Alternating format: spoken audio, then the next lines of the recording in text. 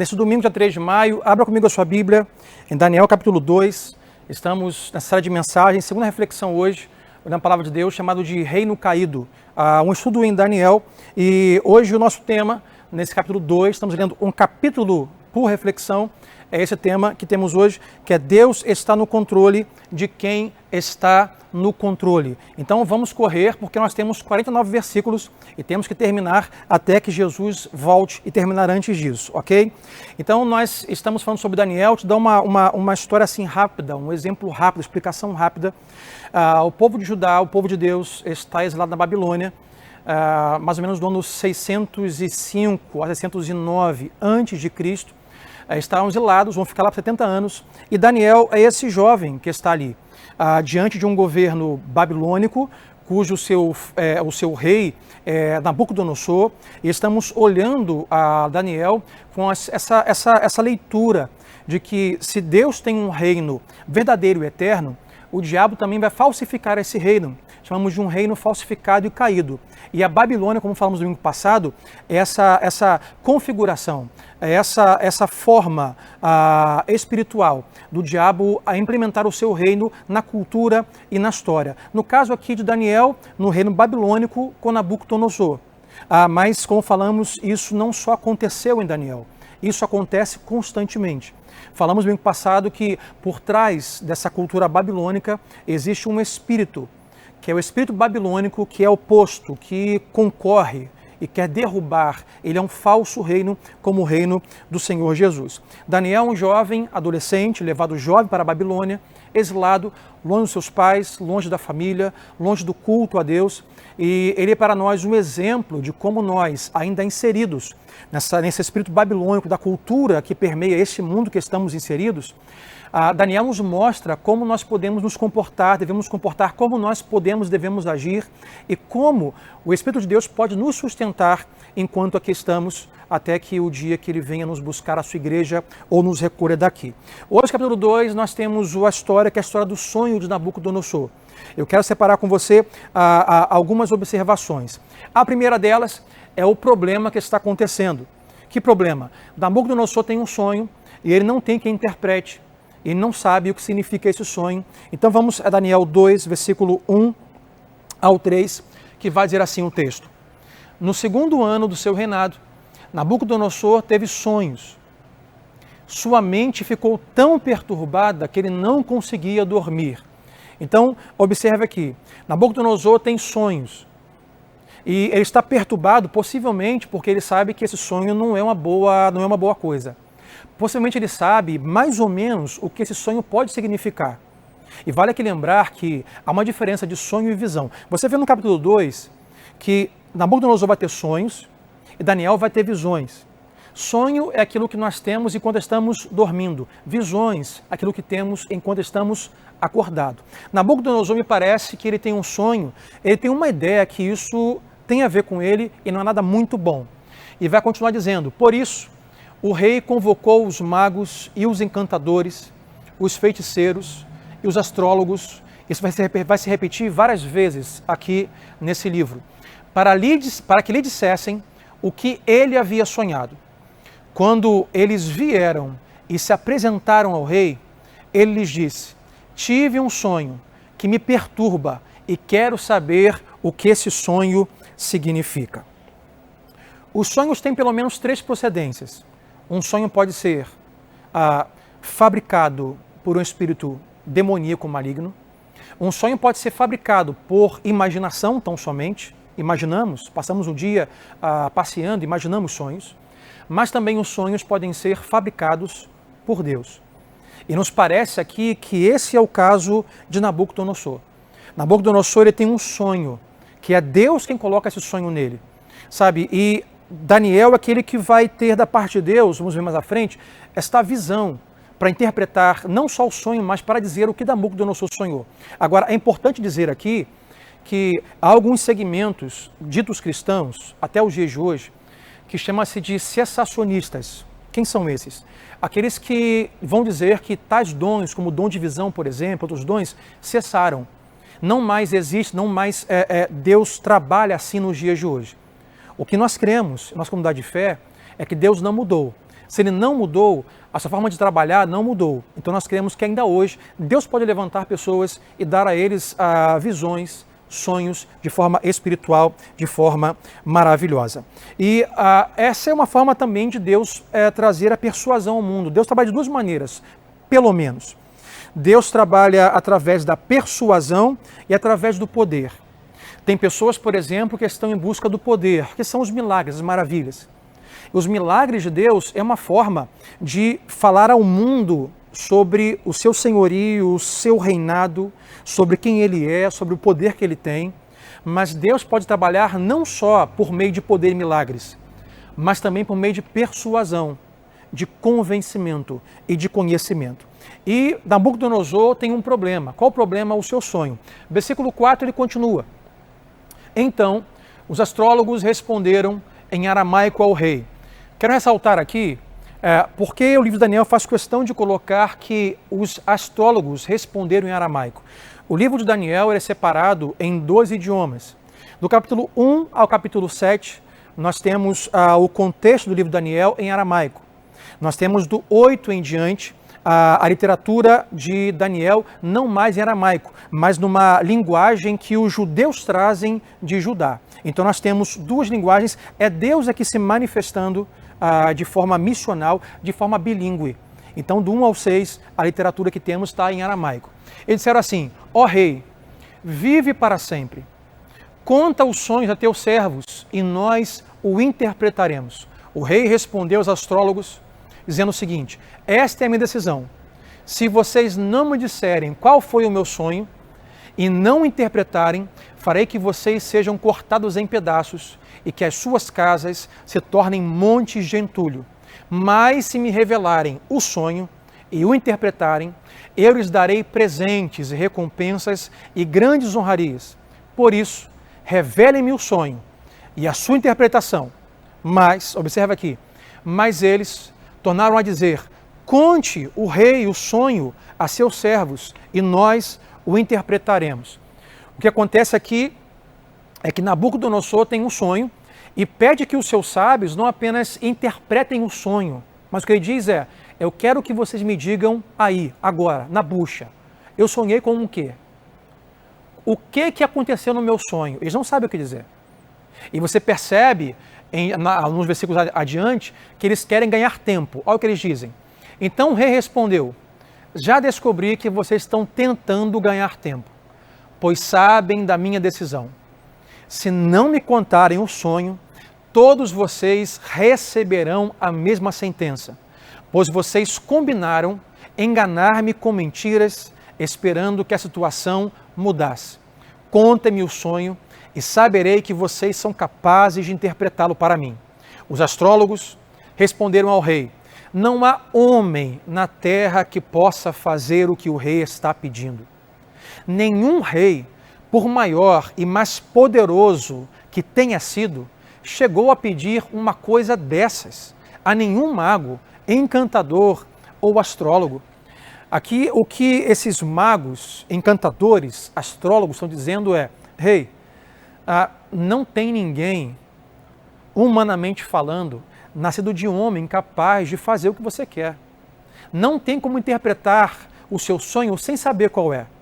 E você percebe que Nabucodonosor está tão perturbado com o sonho que ele toma decisões assim de formas ditatoriais, como um ditador, alguém que está desesperado e quer que as pessoas façam aquilo que ele quer que aconteça. E ele continua em seu desespero. O que o rei está pedindo é difícil demais. Ninguém pode revelar isso ao rei, senão os deuses. Olha o que eles dizem: só os deuses podem revelar isso. E eles não vivem entre os mortais. Isso deixou o rei tão irritado e tão furioso que ele ordenou a execução de todos os sábios da Babilônia. E assim foi emitido um decreto para que fossem mortos os sábios, os encantadores. Os encarregados saíram à procura de Daniel e dos seus amigos para que também fossem mortos. Observe aqui, perguntamos assim, falamos domingo passado que Daniel é um dos exemplos de que inocentes também sofrem. O que Daniel tem a ver com essa história? O que Daniel tem a ver com o sonho do rei? O que Daniel tem a ver que os outros encantadores que fizeram faculdade, doutorado nos encantos da Babilônia e não conseguem nem descobrir e interpretar o que Daniel tem a ver com isso. Daniel, coitado, está quem sabe na sua casa, mas os encarregados vão até ele com um decreto dizendo assim, ó, você e todos os sábios vão morrer porque é um decreto do rei. E continua a história. Arioque, o comandante da guarda do rei, já se preparava para matar os sábios da Babilônia, quando Daniel dirigiu-se a ele com sabedoria e bom senso. Atenção aqui, gente. Capítulo 1, nós vimos ali como Daniel foi gentil e educado, pedindo para não comer a comida do rei. Aqui, mais uma vez, nós vemos como Daniel pode ser sábio e tem bom senso. Em uma cultura babilônica opositora, sabe, quando nós não conseguirmos ser cristãos e manifestar nossa fé, nós temos que ser pelo menos bons cidadãos. Daniel, quando pode ser um bom cristão, ele é. Quando não pode, ele é pelo menos um bom cidadão cristão na cultura. E continua. Daniel perguntou ao oficial do rei, por que o rei emitiu um decreto tão severo? Arioque explicou o motivo a Daniel. Diante disso, Daniel foi pedir ao rei que lhe desse um prazo e ele daria a interpretação. Observe aqui, pelo menos o que aprendemos aqui, eu quero ressaltar algumas coisas aqui importantes. O pedido que Daniel fez para esse responsável foi o mesmo pedido que os outros sábios, encantadores, astrólogos fizeram. Só que eles não encontraram da parte do rei paciência, misericórdia ou graça, mas encontraram juízo, porque o decreto foi expedido. Vamos perceber que quando Daniel faz o pedido, o que ele encontra não é juízo, o que ele encontra é graça do rei babilônico. O que podemos aprender aqui, irmãos, enquanto estamos nesse reino babilônico, é quando somos fiéis ao Senhor, enquanto outros vão encontrar juízo, nós podemos encontrar graça da parte de Deus a nós, diante dos homens, ainda nessa cultura babilônica. Mas eu quero ressaltar algumas coisas aqui, olhando um pouco da Nabucodonosor.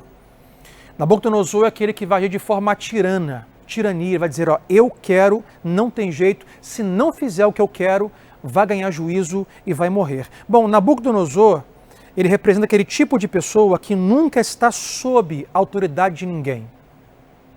E você que é pai e mãe, vai conselho para você. Ensina os seus filhos a respeitarem autoridades suas e as demais. Porque eles vão crescer, vão ter patrão, vão ter sogro, sogra, pessoas acima deles, pastores e líderes.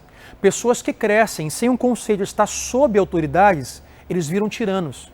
Eles matam pessoas, eles roubam pessoas, eles não obedecem às leis nem os governantes. Uma outra coisa que aprendemos aqui é que todos nós temos um pouco de Nabucodonosor. Como assim, pastor? Nabucodonosor está à busca de uma realização que deseja. Ele é alguém que tem dinheiro, que tem poder, que tem sucesso, alguém que busca realização, poderio militar, a ampliação do seu reinado. E todos nós temos em nós, por conta do pecado, um pouco desse Nabucodonosor. É ou não é assim, gente?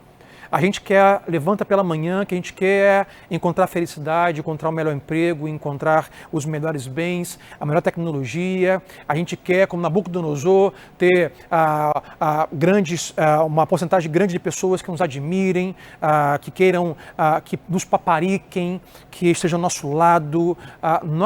Todos nós temos um pouco disso. E temos que ter cuidado, porque muitas vezes nós vamos magoar pessoas, vamos ferir pessoas, vamos trazer juízo para a vida de pessoas, porque estamos tão preocupados com o nosso bem, com aquilo que queremos, que vamos ser algozes, ditadores de pessoas. E isso vemos na política, isso vemos nas redes sociais, isso vemos na família, tantas coisas que nós vemos. A terceira coisa que aprendemos aqui é que, embora Nabucodonosor seja um conquistador e não tema ninguém, isso quer dizer que a pessoa mais poderosa que se possa conhecer é facilmente controlada, é facilmente dominada por Deus. Quem deu esse sonho para Nabucodonosor? Vamos ver. Foi Deus quem deu o sonho. E por mais que Nabucodonosor tenha poder, tenha dinheiro, tenha seus sábios, seus encantadores, ele não tem poder para resolver esse problema. E muitas vezes acontece esta falsificação que estamos chamando, esta falsificação dessa espiritualidade falsa, babilônica, cultural, demoníaca, e também leva a um patamar religioso, nos diz que essas coisas falsas, na hora que mais é necessário, preciso, elas não nos salvam, elas não nos resolvem, mas sempre vão deixar a desejar. Uma coisa que aprendemos também aqui é que se esse é um sonho de Deus, o demônio ele pode até tal lugar, mas se o sonho é de Deus, se movimenta de Deus, o diabo não pode resolver. Porque o diabo e os demônios não podem interpretar aquilo que foi Deus quem deu. Você percebe isso? Os encantadores da Babilônia, os sábios da Babilônia não têm como resolver. Porque Deus está no controle das coisas. É aquilo que Deus faz, o diabo não tem como solucionar nem resolver. E nos diz do fracasso total humano, da sabedoria e do conhecimento humano. Eles são importantes, eles são maravilhosos, mas eles são limitados. Aquilo que é Deus que está fazendo, nós nos limitamos a interpretar, a entender, a realizar e a descobrir. Deus se revela às pessoas através de sonhos, através de visões. Hoje, por exemplo, nós temos muitos países fechados religiosos que estão trabalhando para impedir a fé cristã. Nós temos o Irã, Coreia do Norte e outros.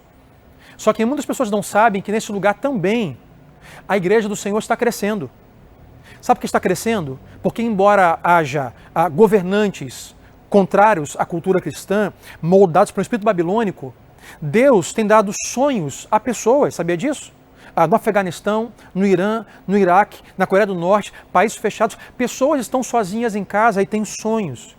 Deus se revela a ela através de sonhos. E sabe o que acontece? Elas têm essa revelação de Deus através de um sonho, e ali buscam pessoas que já ouviram sobre a fé de Jesus, ou Deus dá sabedoria para que entendam o que está acontecendo, e embora haja uma opressão sobre esse país da fé cristã, também nesses lugares, mesmo que muito atacado, a fé cristã, a igreja do Senhor está crescendo. Porque o diabo e seus demônios, eles têm limites de ação. Então, Nabucodonosor tem um problema.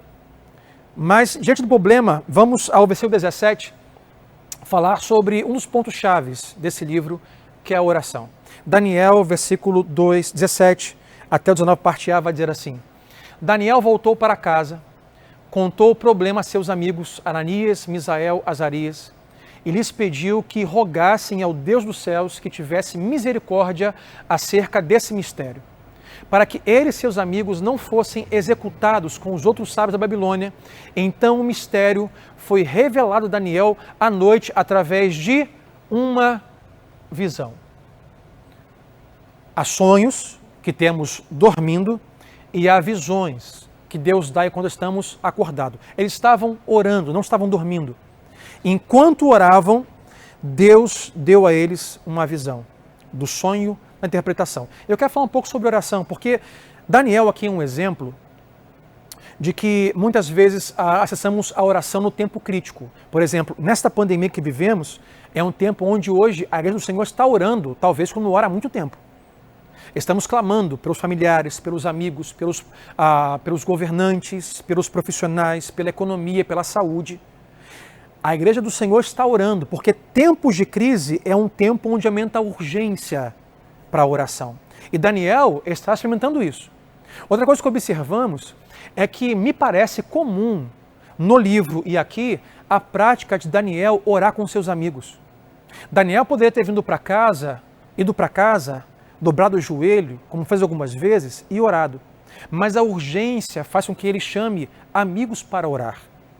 Isso me diz que possivelmente era uma prática comum dele com seus amigos, orarem juntos. Você observa aqui que nesse texto, Daniel com seus amigos tem uma prática de grupo pequeno. Sim, esse grupo pequeno que fazemos às quartas-feiras. Quero convidar você.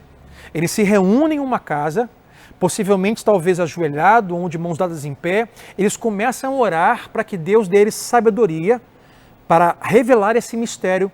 E diz que através de uma visão, eles têm esta bênção do Senhor, esta resposta para o pânico. Porque época de pânico e crise, a resposta vem por meio da oração.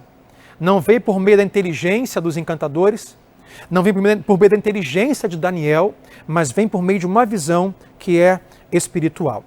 A terceira coisa que nós vemos aqui, versículo 19, parte A em diante, é que além da oração, há um tempo de louvor que Daniel vai praticar. Vai dizer o versículo 19, parte B. Daniel louvou ao Deus dos céus e disse: louvado seja o nome de Deus para todo sempre. A sabedoria e o poder a ele pertencem. Ele muda as épocas e as estações, destrona reis e os estabelece. Dá sabedoria aos sábios e conhecimento aos que sabem discernir. Revela coisas profundas e ocultas. Conhece o que jaz nas trevas, e a luz habita com ele. Eu te agradeço e te louvo, ó Deus, Deus dos meus antepassados. Tu me deste sabedoria e poder, e me revelaste o que te pedimos, revelaste-nos o sonho do rei. Daniel diz: o Senhor nos revelou não só a interpretação, mas nos disse o que o rei sonhou. Eu quero chamar aqui sua atenção para algumas coisas aqui. Uma delas é o movimento de Daniel em louvar. Sabe, se nós pudéssemos falar sobre dois pilares importantes num tempo como esse que vivemos, de crise, de confusão, de pandemia, são esses dois pilares, oração e louvor. Como nós podemos ser confortados, encorajados, sustentados, alimentados para viver uma crise como vivemos hoje, nesse contexto babilônico que vivemos? Oração e louvor. Eu oro a Deus e eu louvo. A segunda coisa que observamos aqui, Daniel vai dizer assim: eu te agradeço e te louvo, ó Deus dos meus antepassados. Então escute-me aqui, você papai, você vovô. Daniel nos diz aqui que o Deus dele é o mesmo Deus dos seus antepassados. Isso nos diz que Daniel é alguém que teme a Deus, porque os seus pais temiam a Deus e os seus avós temiam a Deus. Claro que não há garantia. Vemos aquela frase de filho de peixe não é peixinho. Embora diga, filho de peixe, peixinho é. Ah, pastor, filho de crente, crentinho é. Não, a salvação individual. Mas é claro que uma porcentagem muito grande de efetividade na vida dos filhos, quando os pais praticam publicamente a fé cristã dentro de casa com eles. É importante quando os pais demonstram a sua fé de forma prática, através de leitura, de oração, publicamente dentro de casa. Então, Daniel vai dizer assim, olha, te louvo, Deus, porque o Senhor é o meu Deus. O Senhor é o Deus do meu pai, dos meus avós e dos meus antepassados. E isso é muito importante para nós fazermos com os nossos filhos. Daniel está louvando a Deus. Daniel está adorando a Deus. Daniel está exaltando a Deus. E vamos ao versículo 30, tem mais aqui adiante, que ele vai dizer assim: então Daniel, depois de louvar a Deus e orar, foi falar com Arioque, a quem o rei tinha nomeado para executar os sábios da Babilônia, e lhe disse: não execute os sábios, leve-me ao rei e eu interpretarei para ele o sonho que teve. Imediatamente, Arioque levou Daniel ao rei e disse: encontrei um homem entre os exilados de Judá que pode dizer ao rei o significado do sonho. O rei perguntou a Daniel, também chamado Beltesazar: você é capaz de contar-me o que vi no meu sonho e interpretá-lo? A primeira observação que fazemos aqui para aprender nesse domingo é onde Daniel está. Daniel está dentro do que se chamaria de a sala do trono real de Nabucodonosor. Poucas pessoas podem entrar ali. E geralmente quando entram, sabe o que fazem diante do rei? Eles se ajoelham diante do rei, eles se prostram diante do rei, em reconhecimento do seu reinado e senhorio. Daniel está dentro de uma sala do trono falsificada, de um falso rei, comparado ao reino do Senhor Jesus. E Daniel está ali, de pé, não prostrado diante do rei. E ele continua. Daniel respondeu: nenhum sábio, encantador, mago ou adivinho é capaz de revelar ao rei o mistério sobre o qual ele perguntou. Mas existe um Deus nos céus que revela os mistérios. Olha o que Daniel diz aqui. Daniel diz, o que ele não diz é: não existe mago nem sábio, mas eu estou aqui. eu vou resolver o seu problema, eu sou mais inteligente do que eles. Não é isso que ele diz. Ele diz, olha, nenhum sábio pode interpretar, mas existe um Deus. O que Daniel faz nesse momento é tirar de si a luz, o brilho, a glória e levá-la para Cristo, levá-la para Deus. Ele está dizendo para um falso Deus, para um falso rei, dizendo assim, olha, tem um Deus que não é você. Tem alguém poderoso, que é muito mais poderoso que você. Você pode ter dinheiro, fama, tantos bens, um grande harém de mulheres, sabedoria, pode ter sábios e encantadores, mas Deus é aquele que tem poder para dizer o que você sonhou e interpretá-lo. Ele mostrou ao rei Nabucodonosor o que acontecerá nos últimos dias. Então, sobre o que é o sonho? O sonho é sobre os últimos dias. Como falei domingo, Daniel tem uma conexão direta com o Apocalipse. Daniel é um livro profético de alguma maneira. É um livro histórico, mas que aponta para as coisas que iriam acontecer. Daniel diz, esse sonho é sobre o que acontecerá nos últimos dias. Os sonhos e as visões que passaram por sua mente, quando estavas deitado, foram as seguintes. Quando estavas deitado, ó rei, tua mente se voltou para as coisas futuras, e aquele que revela os mistérios te mostrou o que vai acontecer.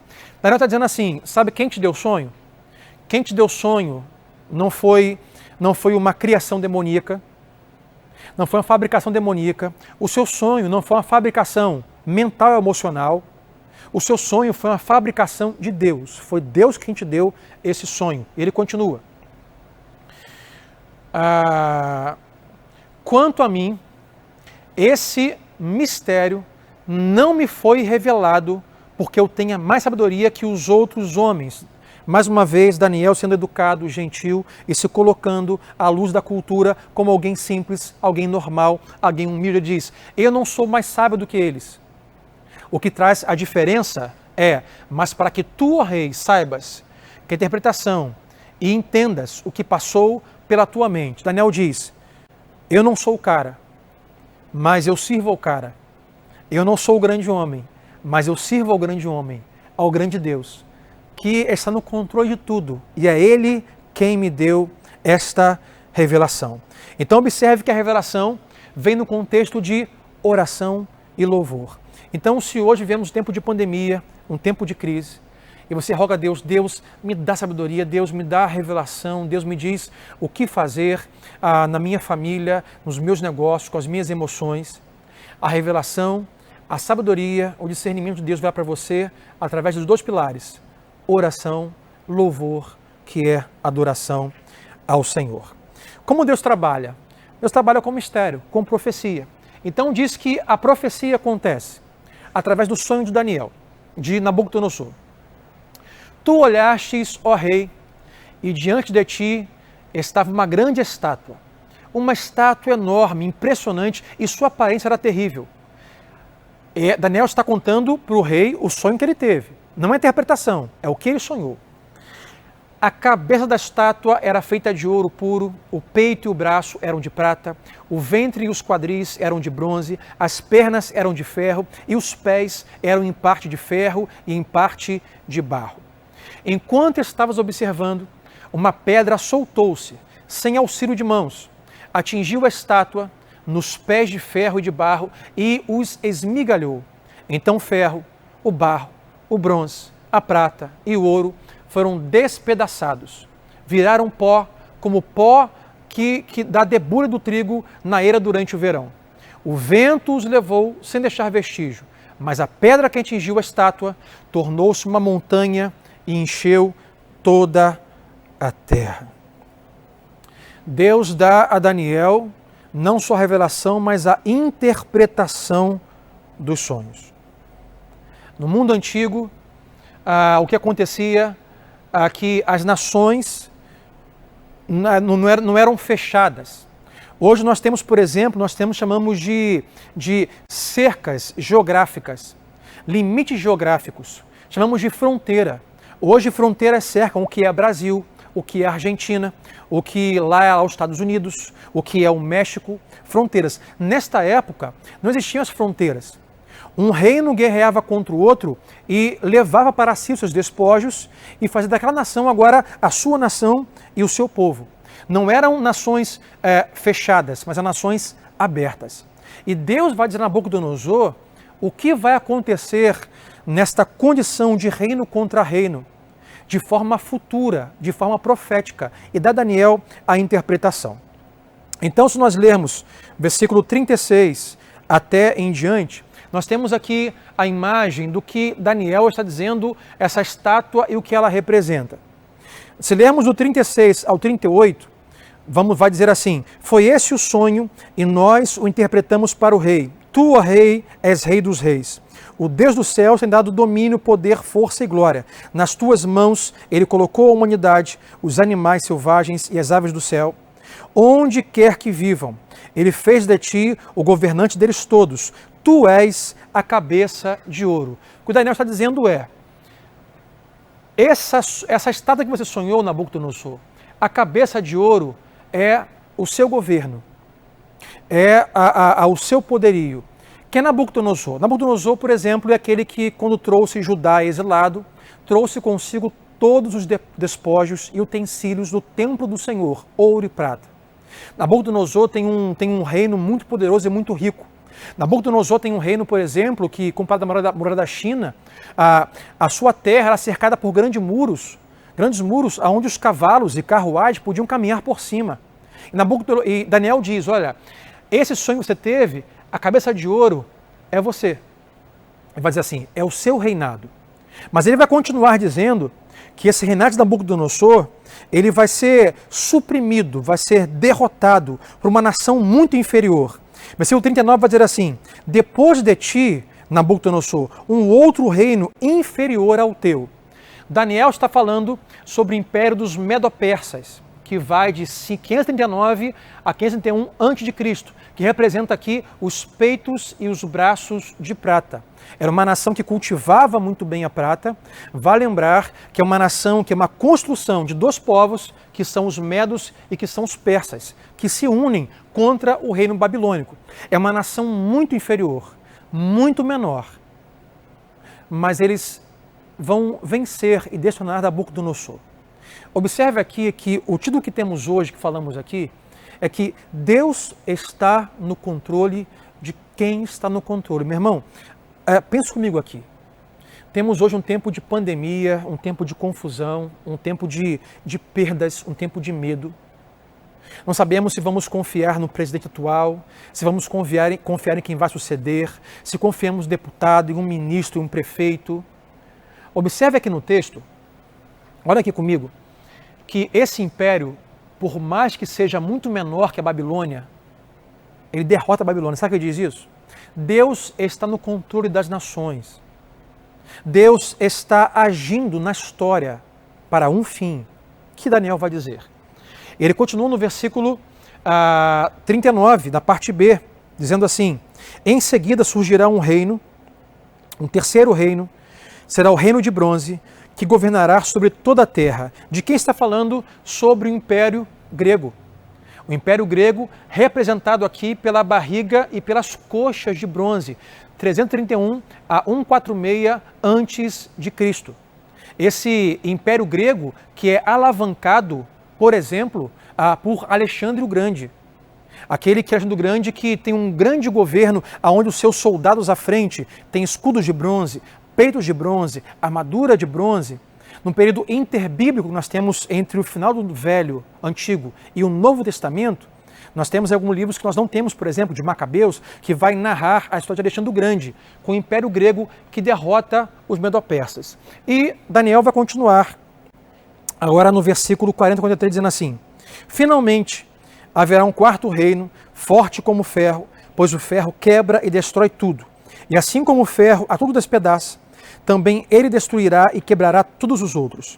Como viste, os pés e os dedos eram em parte de barro e em parte de ferro. Isso quer dizer que esse será um reino dividido, mas ainda assim terá um pouco da força do ferro, embora tenha visto ferro misturado com barro. Assim como os dedos eram em parte de ferro e em parte de barro, também este reino será em parte forte e em parte frágil. E como viste, o ferro estava misturado com o barro. Isso quer dizer que se procurará fazer alianças políticas por meio de casamentos, mas essa união não se firmará, assim como o ferro não se mistura com o barro. De quem Daniel está falando? O sonho significa o quê? Sobre quem fala? Fala sobre o Império Romano, que desbancou a Grécia, que desbancou o Medo-Persas e o Babilônico. O Império Romano, que vai de 146 a.C. até 396 depois de Cristo, são essas pernas de ferro. Por que tem essas pernas de ferro? Porque é um império que não tem tanto poder de riquezas como o bronze e o ouro, mas é o ferro que fala sobre força. É um império gigantesco, que vai adicionar todos os tronos e vai se manter ao chegar ao ponto aonde o próprio Daniel vai dizer que esse Império Romano, ele tem assim uma mistura entre parcialmente ferro, parcialmente argila. O que é isso? Essa confusão e descontrole. Daniel vai dizer, não há mistura entre o barro, a argila e o ferro. O Império Romano cresce tanto, mas cresce tanto, mas cresce tanto, que ele começa a trazer para si outros povos, outras línguas. E por trazer outros povos e línguas, ele é um reino que começa a ficar dividido. Porque no meio do reinado de Roma, tem ali muitas famílias de outras culturas, línguas e religiões. Então você tem povos dentro do Império Romano, famílias dentro do Império Romano, que não adoram a César, que não confessam a fé de Roma, mas praticam nos seus lares outras religiões. Por isso vai ser um império dividido. Temos lá na época de Jesus, sua crucificação, que eles não têm controle religioso e político. E para fazer a boa política, eles precisam libertar um prisioneiro na Páscoa, para apaziguar a confusão e a guerra. É sobre isso que ele está falando. E Daniel está focando especificamente em tudo isso que vai acontecer, focando no Império Romano. Por que no Império Romano? Porque é do Império Romano que virá o Messias. Então, por que Daniel diz que o sonho da Nabucodonosor precisa fazer essa história? Por que Deus precisa fazer isso na história? Porque é do Império Romano que Jesus vai nascer. É no Império Romano que Jesus vai a juízo, vai ser condenado, vai ser morto. É em uma cova romana que uma pedra vai ser colocada na frente, com um selo romano. É na história romana que Deus vai trazer Cristo a nós. Agora observe, o Império Romano era tão grande que uma das coisas que trouxe muita confusão ao poder romano é que Roma foi aquela responsável de praticar estradas por nações para o seu reinado, senhorio e poderio militar. Antes de Roma, eles não tinham estradas como temos hoje. Roma construiu estradas para os seus governadores passarem de nação em nação, para serem ovacionados, para serem admirados. E é por causa de Roma que as estradas estão abertas. Então o que aprendemos aqui é que Deus é tão sábio, Deus é tão perfeito, Deus controla tão bem a história, que Deus traz Jesus exatamente dentro do poderio do Império Romano. Porque se Jesus vem antes de Roma, se Jesus vem no Império Grego, Jesus vem no Império Medo-Persa, Jesus vem no Império Babilônico, por exemplo, não teriam estradas. Nesse caso, o Evangelho de Jesus não chegaria a outros povos. Nesse caso, a mensagem do Evangelho do Cristo ressurreto não chegaria, por exemplo, no Brasil, nos Estados Unidos, na Ásia, nos continentes. Deus é tão perfeito e controla tão bem a história que Ele faz tudo de uma forma tão magnífica para que o seu plano seja realizado de forma perfeita, minuciosa. Por isso Jesus precisa vir no Império Romano. Mas o foco de Daniel, o foco do sonho que Deus dá na Nabucodonosor é um só. O foco não é Babilônia, Medo-Persa, Grécia, Roma. O foco é um só. Olha o que vai dizer aqui embaixo. A pedra que destruiu a imagem se tornou uma grande montanha e encheu toda a terra. Daniel 2, 44 e 45. De quem Daniel está falando? Daniel está falando que, olha, existe um reino seu, Nabucodonosor. Um reino menor do que o seu vai te vencer, Medo-Persas. Alexandre o Grande com a Grécia vai vencê-los. Depois o Império Romano vai destruí-los. Mas por mais forte que eles possam parecer, uma pequena pedra, não solta por mãos humanas, rolará e destruirá toda essa estátua, todo o reino de bronze e de prata. Daniel diz, há um reino, há um Senhor, há um Deus verdadeiro, não falso, que é maior e que vai destruir todos os reinos. Daniel está dizendo assim, essa pedra pequena é o anúncio da primeira vinda do Senhor Jesus, o Messias. O salmista vai dizer, aquele que foi rejeitado, a nossa pedra angular. Jesus, esta pedra que destrói e desbanca todos os falsos reinos. Jesus é esse que nos mostra, por exemplo, que todo reino que não foi construído em cima dele vai cair, vai ser derrubado. Então você, pai, mãe, empresário, empregado, patrão, não importa quem você é. Podemos aprender aqui que nós temos que construir tudo em cima dessa pedra. Coloque a sua família e construa em cima dessa pedra. Construa os seus negócios em cima da fé cristã, da pedra que é Jesus. Sabe, construa relacionamentos em cima da pedra que é Jesus. Esta pedra, esta montanha que vai dizer que derrubou a estátua e se fez uma montanha, já é sobre a segunda vinda de Cristo. O livro de Daniel é para anunciar que existe um falso reino ao nosso redor, mas há um reino verdadeiro do Senhor, o Messias. E é isso que Deus está dizendo a Nabucodonosor. Há o reino verdadeiro e é o reino do Senhor Jesus. Deus é quem escreveu a palavra e Ele é quem governa todas as coisas. Aí vem a promessa que Deus vai dar, para dizer assim, versículo 45 e 44 e 45. Na época desses reis, o Deus dos céus, ainda é um pouco do sonho, estabelecerá um reino que jamais será destruído e que nunca será dominado por nenhum outro povo. Que povo, que reino é esse que Daniel está interpretando o sonho? É o reino de Cristo. Ele destruirá todos esses reinos e os exterminará, mas esse reino durará para sempre. Esse é o significado da visão da pedra que soltou de uma montanha sem auxílio de mãos. Esse sem auxílio de mãos é uma forma desse sonho de Daniel interpretar que Jesus, embora viesse gerado por uma mulher humana, em uma mulher humana, ele não foi gerado de forma humana. Ele é uma pedra que foi solta sem o uso das mãos. Ele é divino. Pedra que esmigalhou o ferro, o bronze, o barro, a prata e o ouro.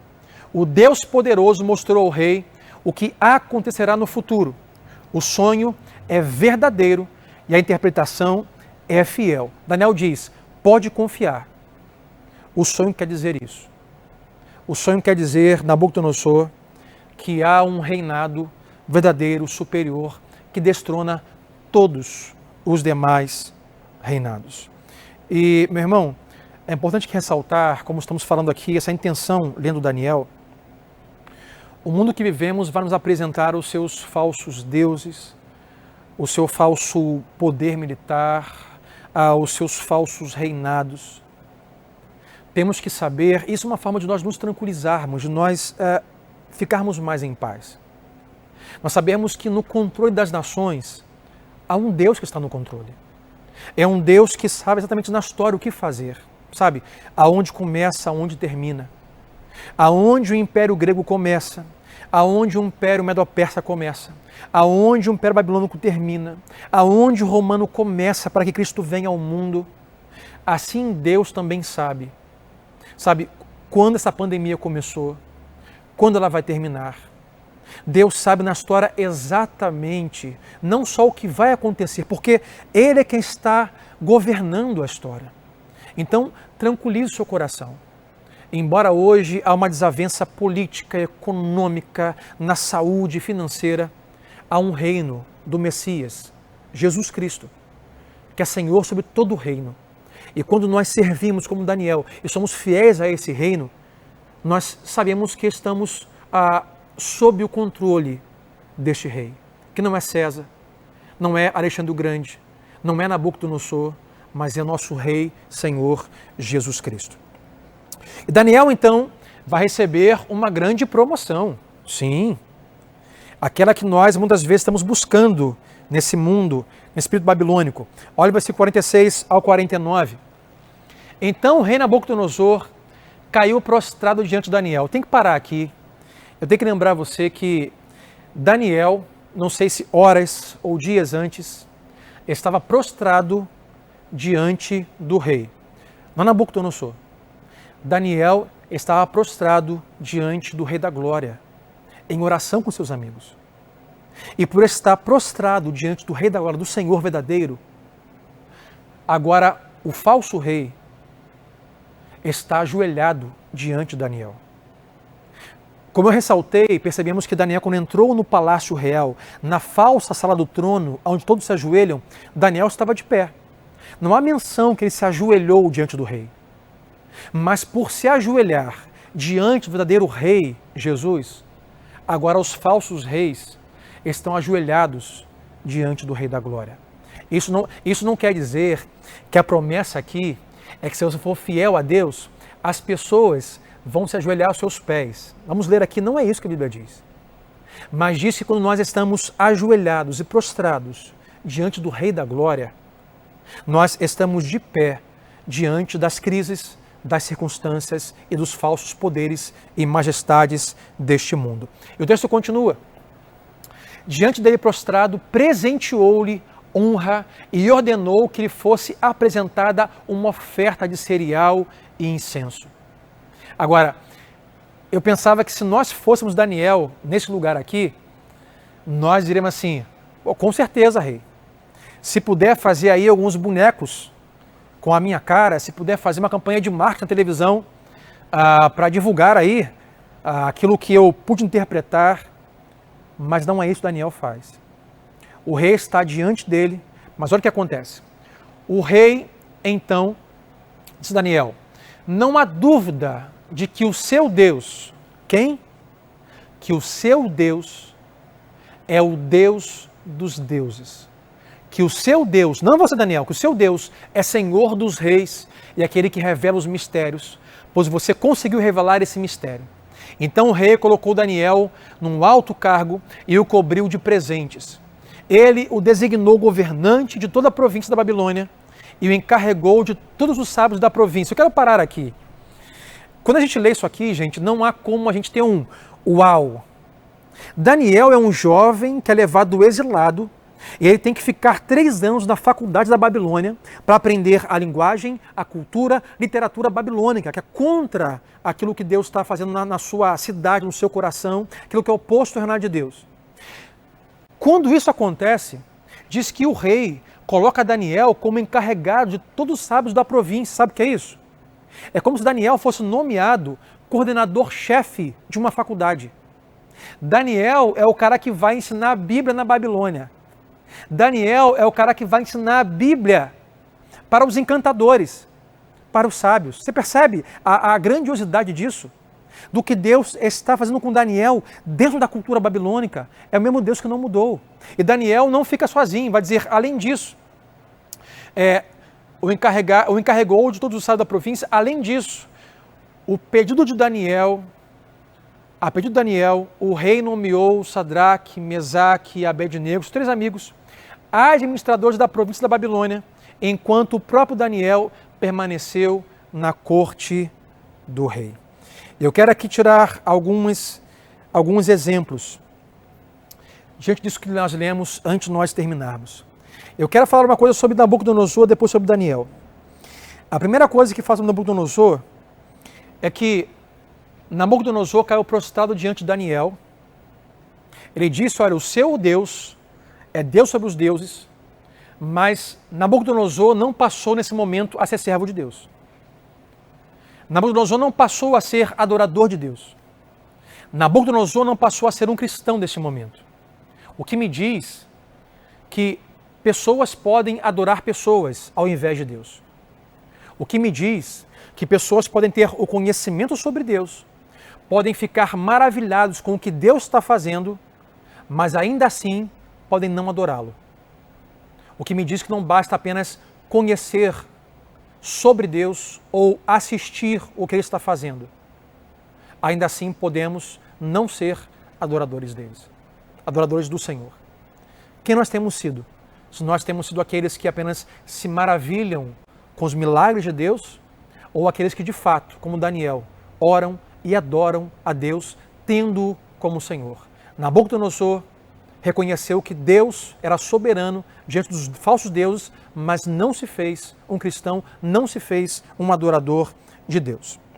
Então, há uma grande diferença entre admirar o poder de Deus e experimentar o poder de Deus. Nabucodonosor é aquele tipo de gente que experimenta o poder de Deus. Que tipo de gente que admira o poder de Deus, mas não experimenta o poder de Deus. Agora, sobre Daniel, o que aprendemos? Aprendemos que a nossa fé cristã deve ser pública e não privada. Daniel, ele entrou no grupo de pessoas que seriam mortas, e ele não fugiu, ele não se acovardou, ele não se omitiu, mas de forma educada, com bom senso, ele disse: Rei, eu tenho um Deus que pode fazer isso para você. Os seus encantadores, os seus falsos deuses não podem, mas o meu Deus pode. Sabe o que é isso, gente? A fé cristã deve ser pública e não privada. Se você é jovem, está numa faculdade, no vestibular, num curso, você é pai, mãe, no mercado de trabalho, onde você está, a sua fé cristã não pode ser privada, ela tem que ser pública. A segunda coisa que aprendemos é que temos que ser cheios do Espírito Santo de Deus, como Daniel e como Jesus. Através de louvor, através de oração, porque é assim que Deus vai manifestar sinais e maravilhas no nosso meio através de nós. Daniel não estava seguindo milagres. Daniel não estava seguindo sinais. Daniel estava seguindo a Cristo. Enquanto seguia a Cristo, os sinais e as maravilhas o seguiam. A nossa fé, ela deve construir na nossa vida um caráter e um controle de Deus, mesmo quando você não vê o que Ele está fazendo, mesmo quando você não gosta do que está acontecendo e mesmo quando você não concorda com o tempo de Deus. Mas a fé em Deus deve moldar o nosso caráter. E Daniel está falando sobre as coisas do futuro, sobre um reino do Senhor que é grande, que é eterno, que é poderoso e desbanca qualquer falso senhorio. E isso vai se concretizar, por exemplo, no texto que vou ler de Lucas 1, 32 e 33, que vai dizer assim. Lucas vai dizer: Ele será grande e será chamado Filho do Altíssimo. O Senhor Deus lhe dará o trono de seu pai Davi, e ele reinará para sempre sobre o povo de Jacó, e o seu reino jamais terá fim. Sabe o que é isso?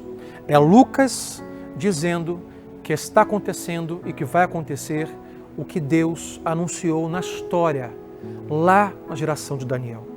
Porque Deus está no controle da história. Deus está no controle de quem está no controle.